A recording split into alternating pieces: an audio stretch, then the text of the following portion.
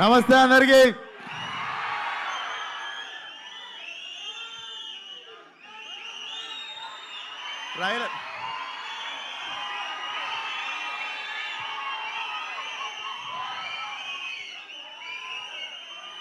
Trailer చూసి kick సరిపోక 2 tequila కొట్టొచ్చిన.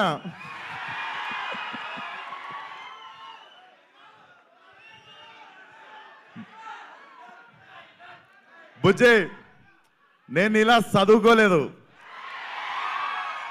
నాకు తెలిసిందల్లా ఒకటే, మన మీదికి ఎవడన్నా వస్తే ఆడి మీద పడిపోవడమే.